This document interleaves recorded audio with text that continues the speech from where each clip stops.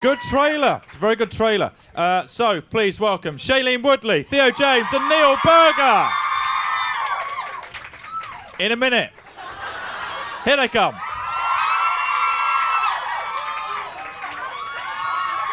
Keep cheering and whooping and so on because it makes them feel welcome. And then they'll enjoy it.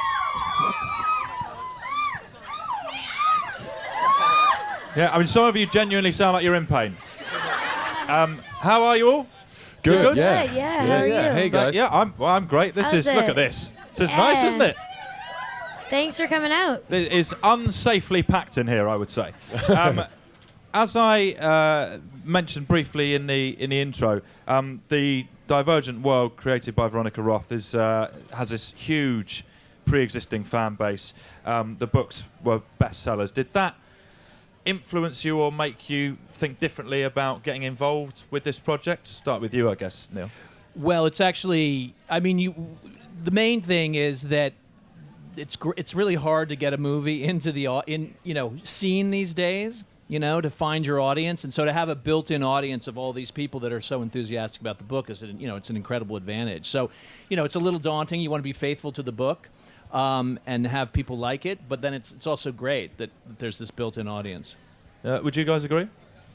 Yeah, I think so. People ask, is there kind of pressure? But I think once you have the part and you have to kind of be fairly strong and forthright with your ownership of the character, so you kind of have to block that out. And I think already I kind of had felt that I had a parallel with the character anyway, so it felt fairly natural. Oh, and that's French. So he's Mexican in the film, actually. Cuatro. Yeah. Such a bold decision to take as an actor. Yeah. And Shailene? Yeah, I agree with basically what both of them said. It's nice that there is a built-in fan base, but when you do a film, you're sort of stuck in the bubble of what the director's vision is and what the script is, and as important as the book is, at the end of the day, you're making a movie based on the script, not the book. And it's a big action story, really, with big themes within it, but also running concurrently and around this kind of quite personal love story. Basically, there's a lot of stuff going on and having to coexist. Was that difficult to achieve for you, Neil? Well, that was the challenge, to balance it, to make it in sort of an intimate story, a very personal story from Triss's point of view, and have it be in her head, but then it's on this kind of grand societal stage. It's about where do you belong, and who am I? But it's also about how can we live together? How can we get along as a society or as a people? And obviously asking a lot of your actors, these two in particular, I guess, to balance those things. Yeah, no, but they were certainly the best actors to do it. They're so great, and they're both just fantastic, and so that was easy. Yeah, but we found definitely we had to keep an eye on that, didn't we? Like, to always bring it back to, together really, to remember that there was you're telling the story because of the interaction of the people, and it's kind of pretentious as it sounds. It's like a human story because you get mixed up in the big sequences and the action and stuff. So, yeah, just look into each other's eyes, basically. Yeah, just make sure we got those eye shots. We'll be all right. Yeah. The Triss character is very complex and multi-layered. How early on did you find Shailene and know that she was going to be right for the role? Well, Shailene was my first choice for the role when I took the job, actually. I'd seen her in The Descendants, which is the movie, the George Clooney movie, which is so great. But to me, Shailene steals that movie, actually, and she had which Clooney was furious about. He was really, yeah. Still angry, but for me, Shailene had this sort of perfect combination of rebelliousness and vulnerability in that movie that wasn't exactly what Triss was going to be, but had the same kind of thing of Triss having a certain kind of innocence and then a really an inner strength actually to survive in this world. So she was my first choice when I arrived, began the movie. And did you find the character of Triss easy to relate to from the off, Shailene? Yeah, I did. I definitely relate to Triss, especially when I was her age. I think a lot of what she was going through, I found resonated with who I was. Last year. Last year. A few months ago, actually.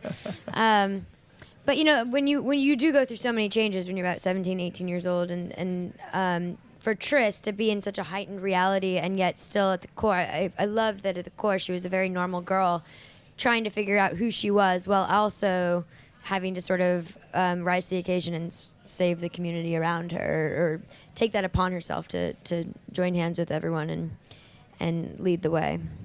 What were your references character-wise? Did you have any? Did you go a lot from the book? Did you talk to the author? Did you talk to Neil? Or did you just kind of... I didn't talk to Veronica too much about Tris in general, just because I felt like my loyalty was to Neil, because, again, the movie we were making was based on the script that he was working on with the writer and whatnot. But I did go to the book for reference a lot of times the night before a big scene, because it was written from Tris's point of view. There was a lot of gaps that were filled in that weren't necessarily in the script. Okay.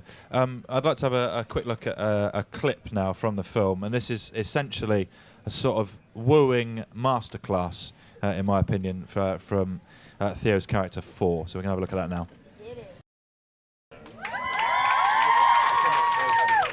Yeah, and that is wooing in a nutshell, really. You slightly cut a girl, and then you threaten her afterwards. And they, let me tell you, putty in your hands. 4 is, again, a very multi-layered character, and I can imagine difficult to cast. How long did you have to look before you found Theo, Neil? Well, we felt like we were going to have a really easy time. We had such an easy time with Shailene, and we were going to have a sort of a worldwide search for Tris, and then we decided in our first week of pre-production, and so then we turned our eyes to finding 4, and it was not so easy. I mean, Shay is a really fierce actress. She's really strong, and it was we auditioned every young actor in the world. I'm not kidding. We saw people obviously in LA, but in Australia, here, in Germany, in Denmark, everywhere, and we just couldn't. We couldn't find anybody that was sort of strong enough to go up against Shay, and which sounds sort of crazy, but it is something. When two actors get together, there's an energy, and so we needed somebody that was. I always said about 4 that if he took a step towards you, you would sort of involuntarily take a step back. And finally, we found Theo, and I was so relieved and happy, and then we did a screen test with Shailene and Theo, and it was fantastic because it actually had that quality of this really strong, powerful guy, and stronger than Shay. So in sort of an intimidating kind of presence, which was great, and a great actor, and all of it, the whole package, obviously. So was just get that transcribed, printed out on your CV. I think it's a great song. Yeah, tattooed on myself. Yeah. Was there a point during that casting process then that you were starting to panic and think, yes, where is my 4? Yes, we were going.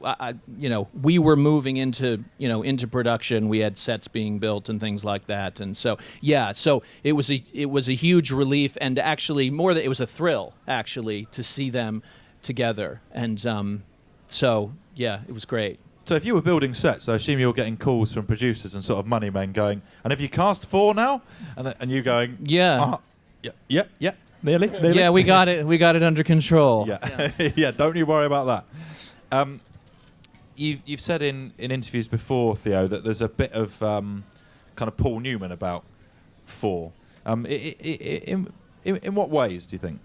When I read the book, I kind of what I responded to was a certain stillness to him, and an ability to be really present and to be listening at all times, but not necessarily having to be speaking, and not necessarily having to be loud or kind of forcing any sense of masculinity on someone.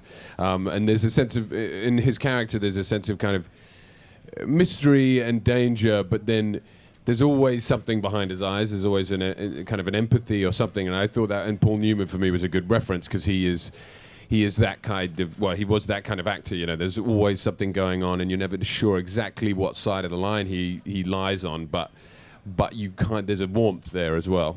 And I guess it's sort of about a presence then.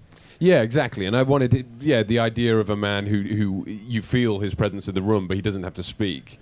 And he can look at someone, and he can look at Triss, and he's not staring her out in like I'm going to kill you way, but as in just he's so present and strong in his own sense of self that he doesn't have any qualms about being that guy, if that makes sense. Yeah, go on. Actually, you're very much. I mean, and Theo, one of the things that I'll never forget in the room when you first walked in is you possess that as just a person yourself. You're able to walk into a room and sort of demand attention without saying anything and without even making eye contact with people. And I think it's a very rare quality to have, especially in an actor. I mean. Yeah. No, I think that's absolutely true because what you said is absolutely what was necessary for the character. But somebody else might have thought that as well, but they had to act it, but they wouldn't be versus able. just living it. Yeah, they wouldn't be able to do it. So. But Nia, I remember when I came in for the audition before I met Shay, he came downstairs and he was like, "Hey man, what's up?" And I was like, "Hey, is it good, man?" And he's like, "Shay's pretty tough." And I was like, "Okay, all right." Part of me was like, "What do I do with that?" And then the other half of me kind of laid down the gauntlet in a good way. So I came in and just punched her in the stomach. So Yeah. Essentially. Showed her who was boss. It's nice for the director to just come down before an audition and put the frighteners on, you know. Just go, good luck and everything, but it's going to be really hard. Right. Well, it's who rises to that, basically. Yeah. And I guess, Theo, you know that you are going to be the object of thousands of teenage girls' sort of drooling affections. Some of whom are here representing. Are you kind of ready for that?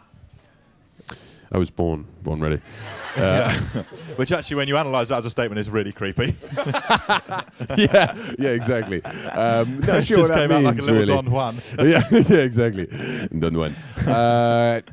I think it's what I like is the character is not like what is great about the way Neil constructed it and when we saw it eventually is their relationship isn't one of I think it's a really interesting love story and it has all that chemistry and tension and all that kinetic energy, but it's not one of kind of deep panting breathing and kind of batting eyelashes. It's quite strong and functioning, if that makes sense. So that's what I kind of warm towards, and when they finally get together, it's a really good payoff because you haven't had lots of kind of heavy Intimate breathing. moments. Oh, you're right. Yeah. There's no sort of moony looks. No, yeah, exactly. Yeah, moony looks is a good way of describing it. Actually. How was the fight training and stuff? You both look like you can handle yourselves now. Yeah, it was a lot of fun. I mean, it was fight choreography is something I've never. You've done that before. You've done it before, right? In some another film. A bit, yeah. It's interesting Just like outside because pubs and stuff. yeah, real training. It's interesting though because you have to sell a punch or sell an elbow and make it look really tough and really intimidating, and yet know your own power and your own strength to be able to stop it a few inches from I remember I was doing a fight scene with Miles Teller and I had to like hit him in the throat, and the stunt coordinator, who's this guy, he's got an eye patch and he's like quite tough and like really, really big, and he was like, just hit him hard, do this, and he's like telling me how to do it. I'm like, I'm gonna choke him if I do that. So you have to sell the strength and yet also handle your own, and so it's interesting. It was something I'd never done before. It was pretty fun. Yeah. And also, you have to be like aware of the situation at all times. Yeah, you definitely have to sell it. I remember I kind of trained with a guy, an MMA dude, kind of separately to the shoot a couple of days a week, and he like the third day we're doing it, I was obviously fairly kind of knackered from shooting or whatever, and he was like, gave me the headgear, and I was like, yeah, man, like kind of in the middle of shooting a film, so I really shouldn't get punched in the face, and he was like, it's good to get punched in the face. Okay. Yeah, but I had the mask on, so the mask. But you also didn't want to. The scream mask. I mean, what was great is actually we put you guys through the initiates all through a training process, a boot camp, and it was, I don't know how often you did, but sometimes Theo would run the boot camp. Yeah. We did about 3 days of boot camp Yeah. with like the whole with with us, and then as all of the Dauntless, really, essentially everyone who is a Dauntless was part of it. Maybe like 60 people, 70 people. Yeah, and I took them as character through kind of a training day, basically for 2 or 3 days, which was good actually. And it sounds kind of ridiculous, but I'm in character, I have the accent, and everyone's in a way it set a good precedent for when you get on set, because everyone kind of suddenly you're in a space which feels semi-real, so that when you eventually do get on set and there's a big 60 key background, they've already kind of experienced it in a funny kind of way. Some of them didn't like it, right? Miles didn't like being ordered around, right? Yeah, I mean, I've never done the whole method acting thing. Like, I've just never done that before, so I thought it was sort of a joke. And Theo was like going up and down the aisles, and he was like, do this, do that, do this, do that. And I was sort of laughing to myself. And he comes up and he's like, give me 20 push-ups. And I was like, I'm not doing that. And he was like, give me 20 push-ups. And I was like, I just started laughing. And you were serious. And then I got embarrassed and had to do 20 freaking push-ups in front of like 70 people, 80 people. I was mad for like an hour. Did you get damaged at all? It looked like you must have got battered at some points. I mean, Shay, she's obviously in every frame of the movie. So she was pretty. You took a couple of kind of knocks. Fell off the train. Fell off the train because we had to actually. There was a train line created with a proper train car, so we had to be running and jumping off the trains all the time. And Shay fell off the train at one point because obviously you have to do it loads and loads of times, so inevitably that's going to happen at some point. And but you took a real knock, but. She didn't even want to go to the hospital. She was just like, "You're all right?" And she was definitely concussed. Which was like, "No, let's carry on." Yeah. Do you remember that? I remember. It was terrifying, actually. Yeah. From an insurance point of view, quite terrifying as well. Exactly. Yeah. No other reason. Completely freaked the studio out. I read in the production notes, but you get given production notes. It's 150 pages long. Yeah. Too long. Page 79. And I found a quote that I really liked, which was this, about you, Shailene. She likes to be dropped off for 2 weeks in Maine and then live on her own with a gun and a hatchet. What?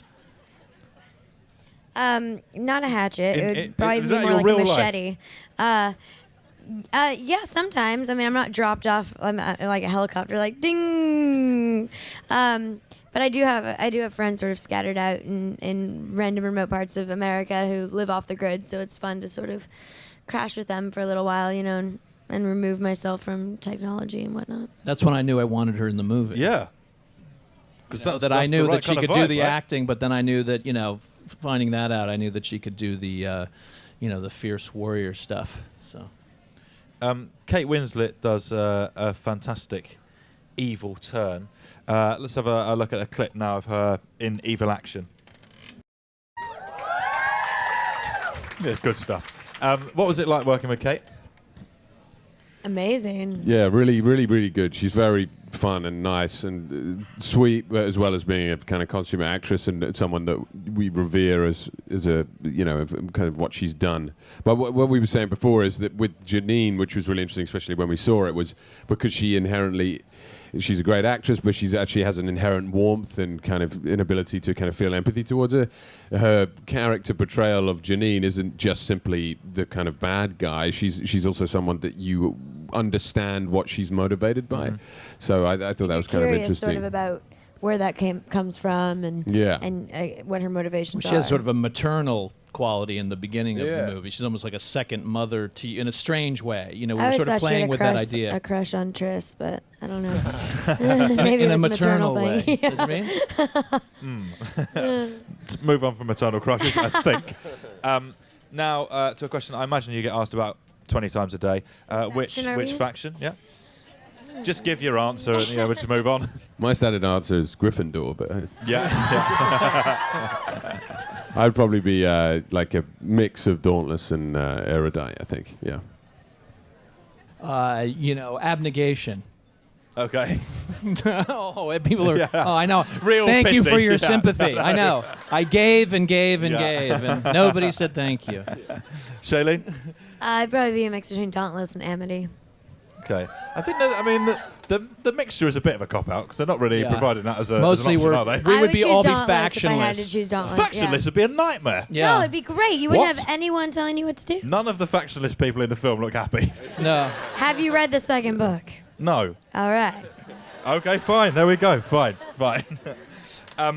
There's a huge principal cast, more than you'd see in most films. I think like 12 or 15 main parts, which is a lot to manage. How did you cope with all of those actors on set now? It was a lot. I mean, there's a lot of story in the movie. We had a wrangler. Yeah, we had a wrangler. Yeah, an actor wrangler. That's good. Me.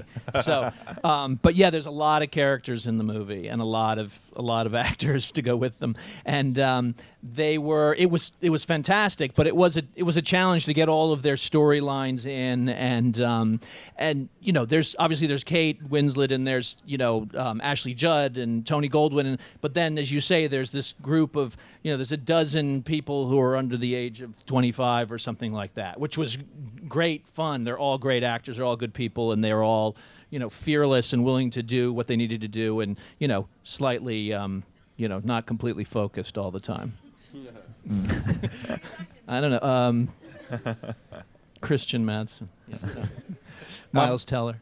What was the look that you were going for in terms of the landscape? Because it's kind of it's a dystopia, but it's sort of masquerading as a utopia, I guess. Yeah, I think that's right. Actually, I wanted to do. We've seen other movies set in the future and that are dystopic or post-apocalyptic, and so one idea was to do it a little bit differently, and that was in two ways. One was to play it as kind of a communal utopia to start with. Triss wants to belong in this society. She wants to find her place in it. So we wanted to show the world as a place that was worth becoming a part of. It seemed to be a successful society to start with. And so we kind of shot it in with warmer tones and with kind of a luminosity to start with. And then we also wanted to shoot it with as little sort of digital visual effects as possible. So we shot on the streets of Chicago. We used Chicago really as a character in it. I was going to say it doesn't look to the sort of untrained eye like there's much CGI in there. It looks a lot more real than the kind of sci-fi landscapes we're probably accustomed to. Yeah, as it turns out, there is a lot, but it's kind of invisible. It's sort of knitting the scenes together or removing things or just adding a few sort of futuristic flourishes. Okay. Chicago actually does look like that right now. Yeah, it's no, that's the way. Weird. Yeah, what you mean with the windmills and stuff? Yeah, the lake gone. The craters and all. I think that was actually a really interesting, because I remember we talked about that at the beginning of filming, and I thought that was definitely an interesting way to go, because Neil was saying you need to set up a functioning society to buy into in the first place, and then you have somewhere to go when the fissures and the cracks start appearing and this society kind of starts crumbling. Whereas if you introduce a world which kind of doesn't seem particularly well functioning, then there's not any room to kind of. Yeah, and I guess there's less believability as well. Yeah, I guess so. So Yeah, there's nowhere exactly, to go, yeah. really. Yeah. There is less believability because why would these people, buy into this? We know this is a film based on YA fiction, but it isn't. This is not just for young adults. This film, is it? I mean, it's quite dark in places. So you're expecting this to have a sort of broader appeal. I think it does have a broad appeal, but you're right. I mean, it's based on a young adult novel, but for me, I wasn't. I didn't feel like I was making a young adult film. I wasn't making a film for young adults. It appeals to young people, obviously, but for me, I thought that the themes in it were interesting for everybody, whether you're 18 or 28 or 48 or whatever. So, yeah. And it came out in the United States and North America about a week ago, and people seem to like it. So it's doing well, yeah. Let's have maybe a last clip. This is quite a sort of dark, brutal scene. Oh, good. Yeah. That scene in the film made me think to myself, I just want to be in a situation once in my life where I get to say to someone, grab the rail. Or don't. I really liked it. It made a big impression on me. Are you looking forward to the next 2 films? They start shooting soon, right? Yeah, we start the next one sometime later this summer. Don't really know exactly when, but yeah, we are. It'll be weird, though, because... I'm not directing it. Yeah. Yeah, I mean, was this one that bad for you, Neil?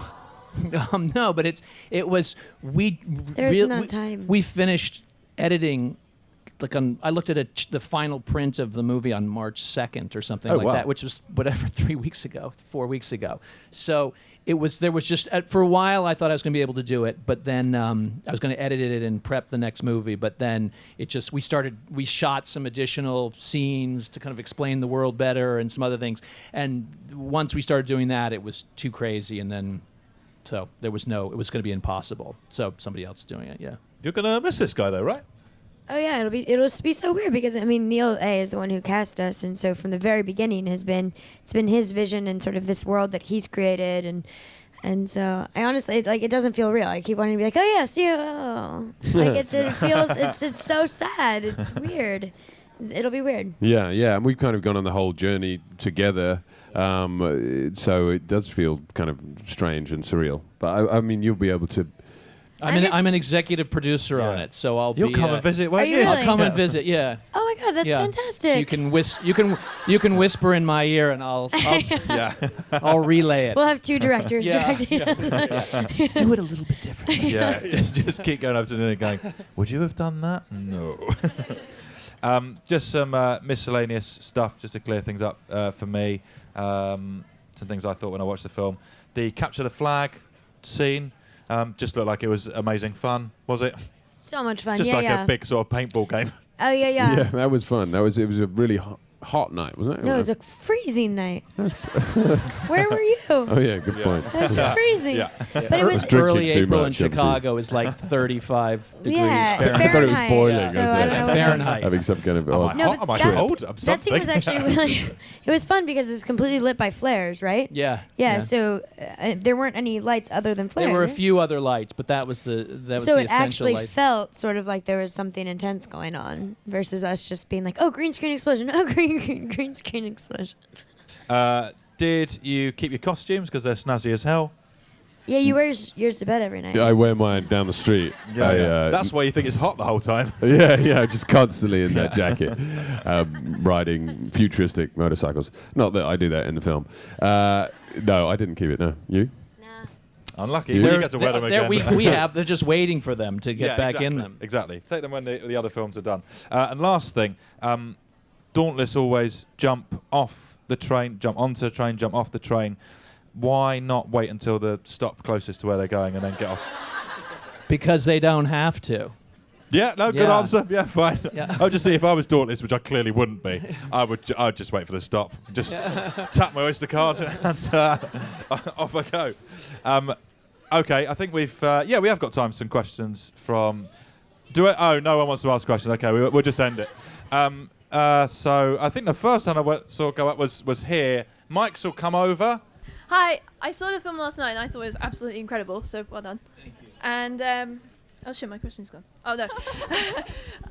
Was there a particular scene in the book that you were looking forward to adapt to the screen?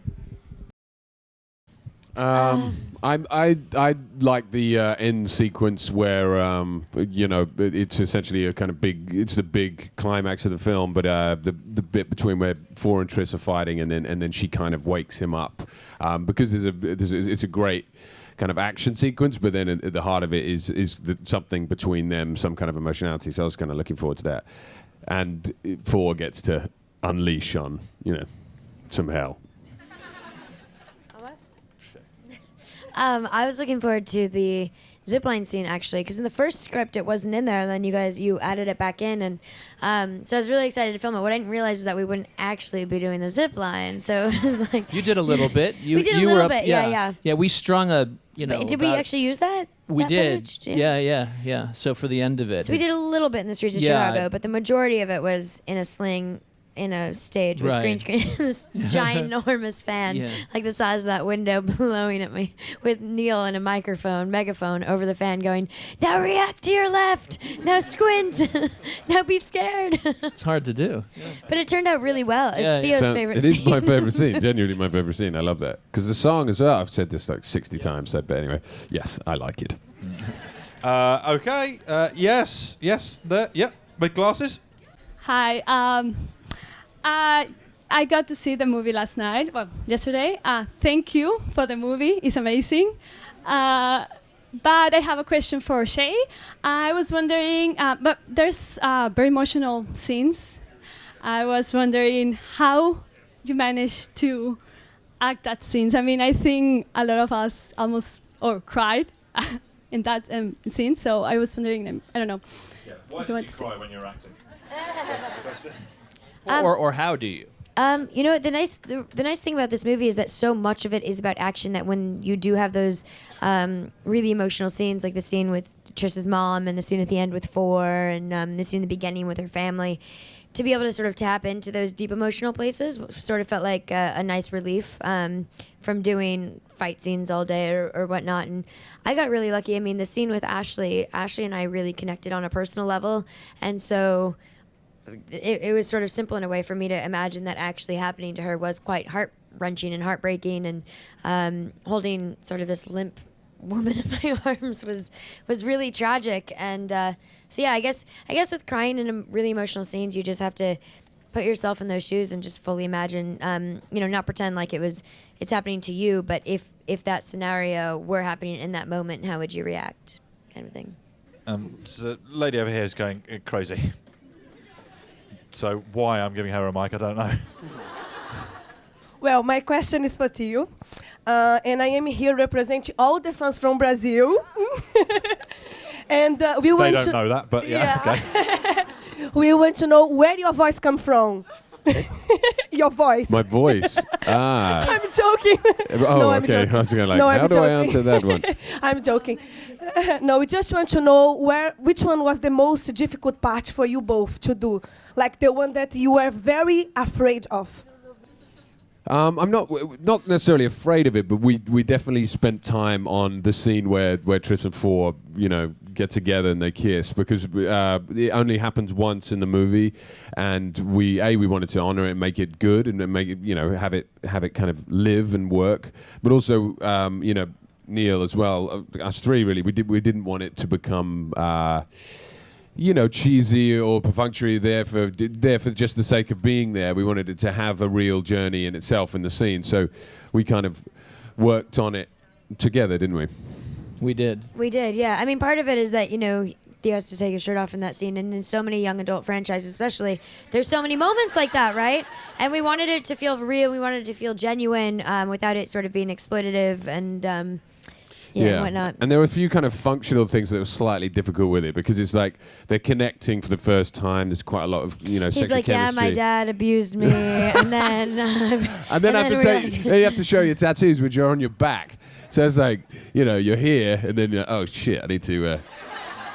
And then it's turning around, and then do I put the shirt back on, or do I keep it? Yeah. We actually filmed Of the course scene. you don't. Yeah, we shot it twice. Yeah, and it didn't work. They came Yeah. back to us a few weeks later. They're like, "Hey guys, we got to rewrite that scene and shoot it again because it wasn't good." Join me in saying thank you. I don't actually say it, just applaud to say thank you to Shailene, Theo, and Neil. Thank you. Divergent is Thank out you. on Friday, this Friday, the 4th of April, so go and see it. Goodbye, good night, bye, bye, bye. Thanks, guys.